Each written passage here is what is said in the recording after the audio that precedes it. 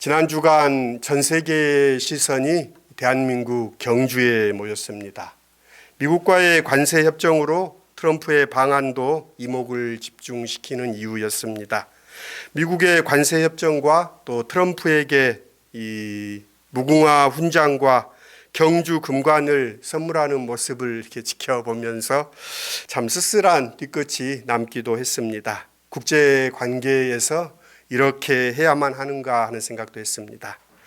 일본의 경우도 마찬가지지요. 골프공, 황금으로 만든 골프공, 또 아베가 사용했다는 골프채를 선물하면서 어떻게든 트럼프 대통령의 호의를 얻어내기 위해 애쓰는 모습이었습니다.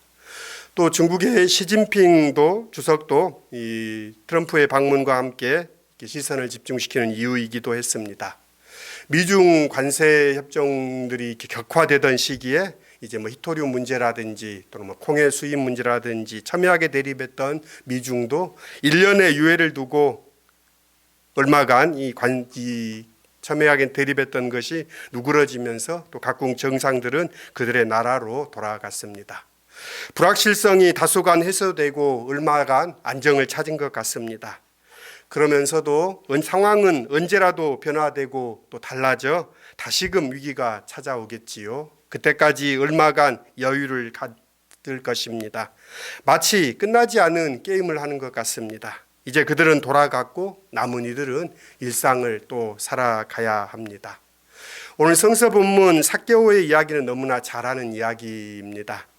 지난 주일 본문에서는 성전에서 기도를 드리는 세리가 등장했지요.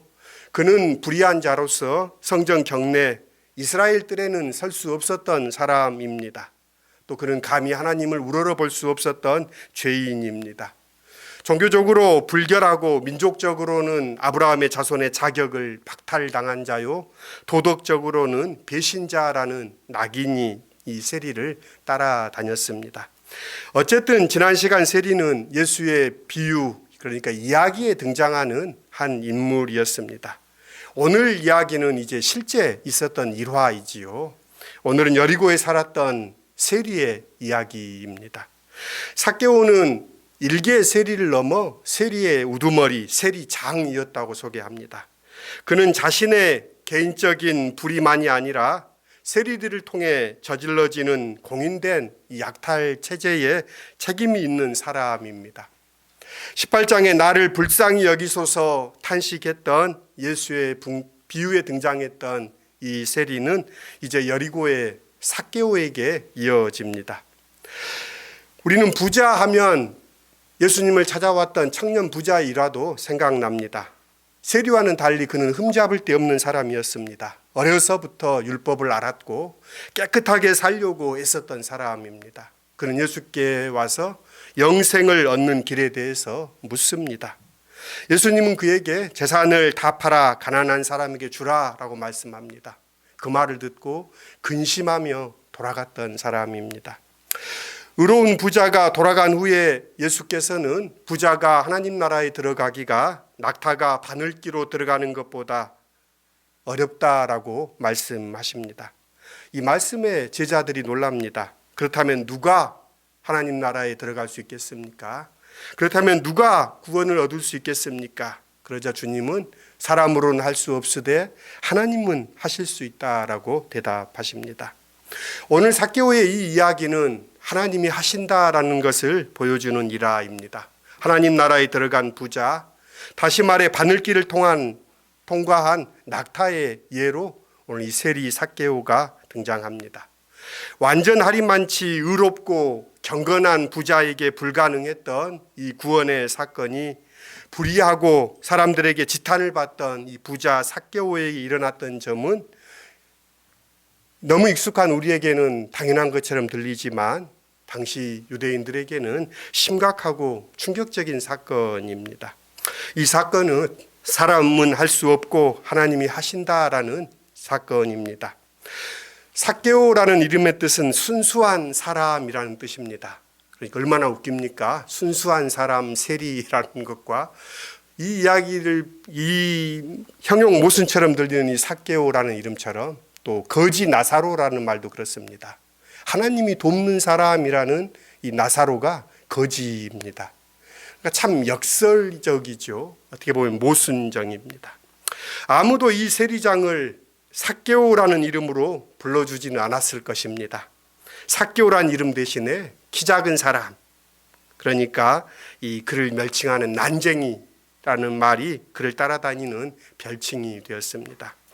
키로 번역된 헬리키아는 나이 혹은 성숙함 등으로 사용되고, 작다에 해당하는 미크로스는 중요하지 않다, 어리다라는 의미로 해석됩니다. 그러니까 단순히 키가 작다라는 이 말은 어린아이라는 말 것입니다.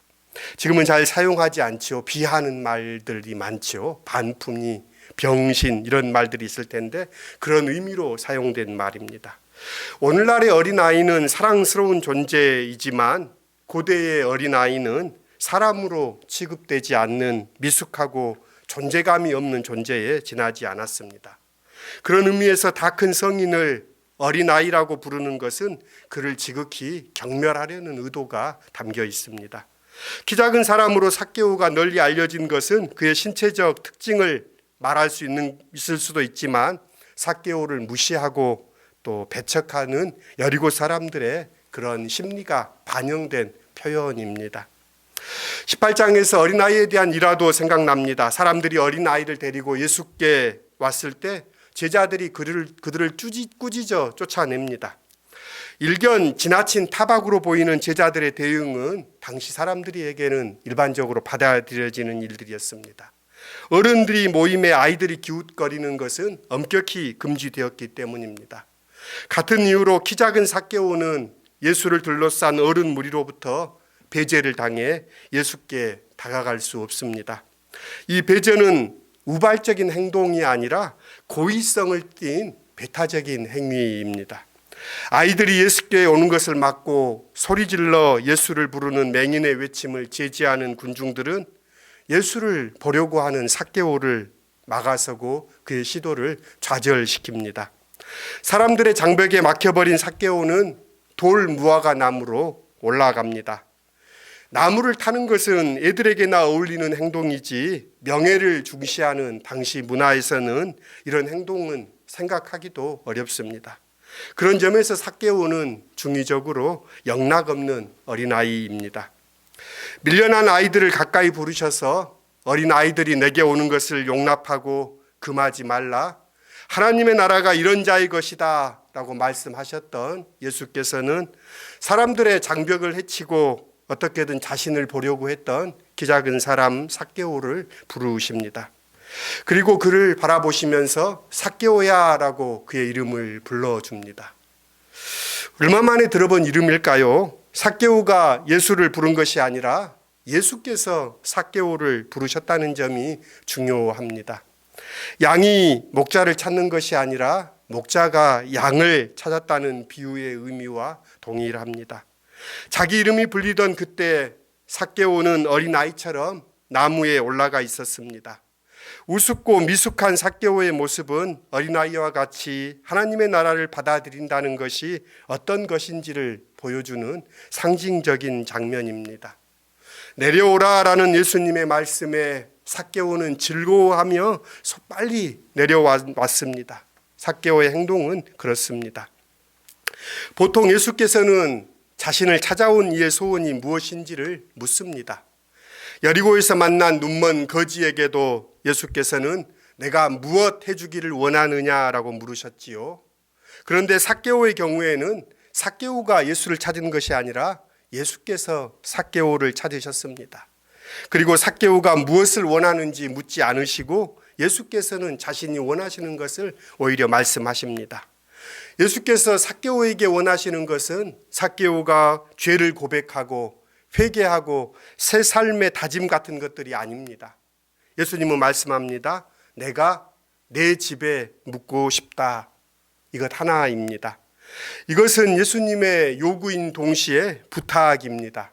양을 찾은 목자와 아들을 찾은 목자가 죄의 회개를 요구하는 대신에 잔치를 벌리며 사람들을 그 잔치에 초대했던 것과 같습니다.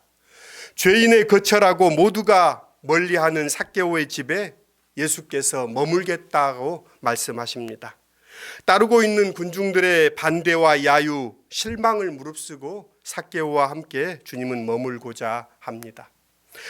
오늘 마음으로 읽는 성서화에는 지거 쾌대에 삭개오라는 성서화 작품을 실었습니다. 이 성서화는 기존에 보아왔던 삭개오에 관련된 성서화는 사뭇 다릅니다. 제가 보아왔던 성서화가들은 예수께서 삭개오를 부르시는 장면을 많이 묘사했습니다. 그러니까 나무 위에 앉아 있는 삭개오를 예수께서 올려다보시며 그의 이름을 부르시는 장면 말입니다. 그 장면들은 여러분들에게도 생각날 것입니다. 그런데 오늘 지거 쾌대는 예수께서 삭개오의 집에 들어가는 장면을 성서화에 담았습니다. 그래서 이 그림이 익숙치 않아서 한참을 보았습니다. 이 그림은 제목이 무엇일까? 근데 이 그림을 지거 쾌대는 삭개오의 장면에서 표현하고 있습니다. 오늘 내 집에 머물겠다라는 예수의 말씀을 듣고 아마도 삭개오는 먼저 자신의 집으로 빨리 돌아갔을 것입니다.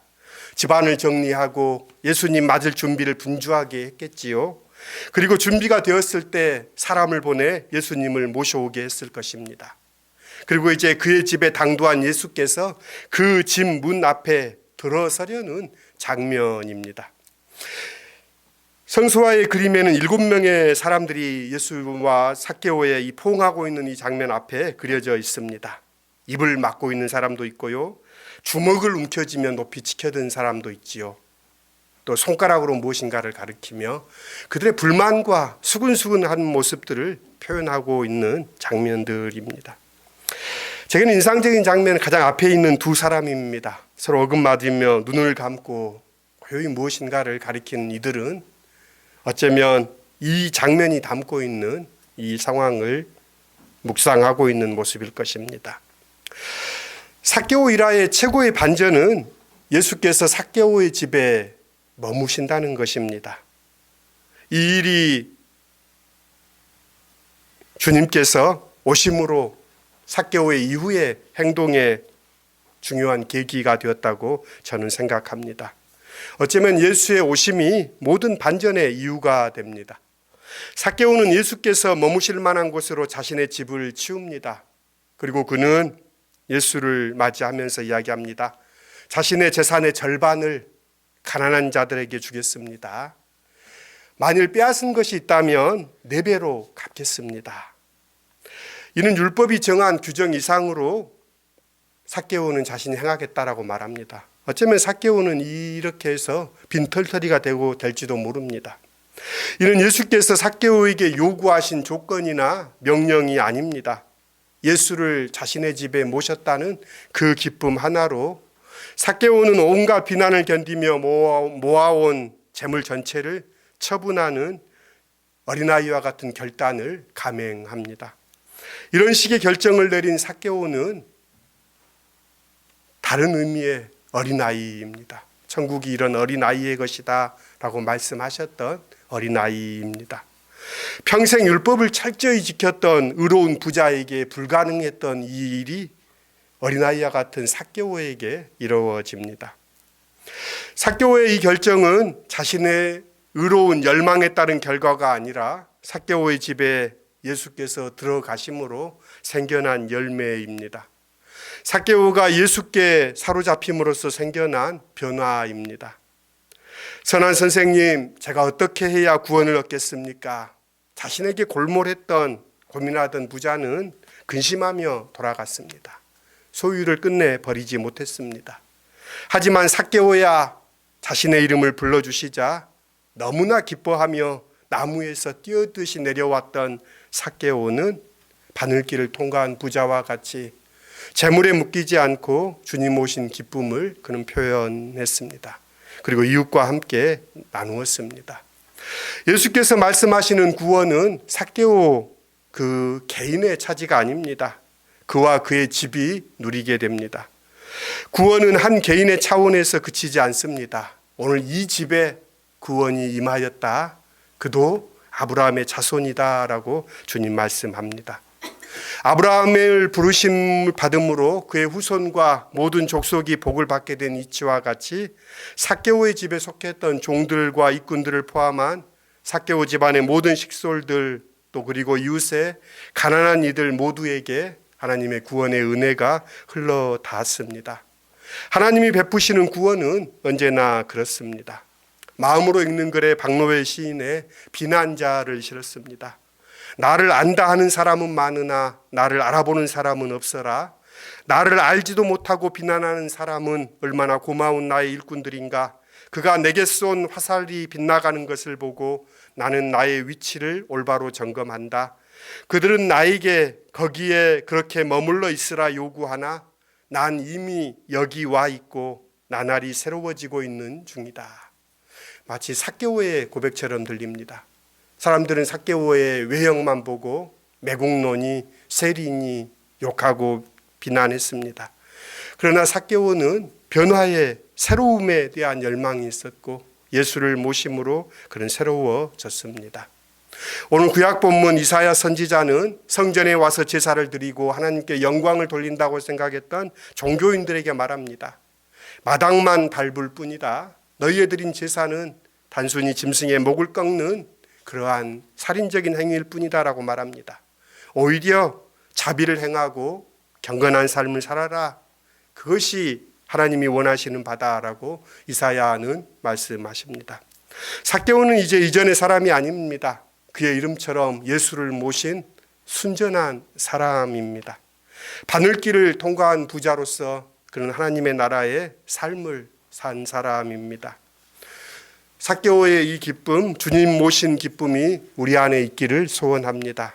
우리 교회 안에 또 이 땅을 살아가는 모든 그리스도인들에게 깃들기를 빕니다. 그리하여 자기에게 집중되는 것이 아니라 자신을 넘어서서 참 인간이 되신 예수를 따르는 주님의 제자가 되기를 빕니다. 잃어버린 자를 찾아 주님은 오십니다. 잃어버린 것들을 주님은 우리에게 회복할 것을 말씀하십니다. 예수 따르는 기쁨을 다시금 회복하시고 주님이 주시는 기쁨 안에 오늘을 힘있게 살아가는 시온의 모든 지체들이 될 수 있기를 주님의 이름으로 축원합니다. 주신 말씀 안에서 기도하십시다. 하나님, 남을 주정하고 비난하기는 참 쉽습니다. 그가 겪는 고통, 고뇌, 그의 어려움에는 전혀 관심이 없습니다. 자신의 문제에만 골몰하는 사람은 결국 자신도 세상도 하나님도 다 잃어버릴 것입니다. 잃어버린 것들을 찾으러 왔다라는 예수님, 예수께 발견되는 기쁨으로 우리도 살게 하여 주십시오. 삭개오가 그 기쁨에 겨워 그 자신의 울타리를 넘어 새로운 삶으로 나아갔던 것처럼 주님, 우리도 주님 모신 기쁨으로 새로운 삶으로 나아가는 저희들이 될 수 있도록 이끌어 주십시오. 예수님의 이름으로 기도드립니다. 아멘.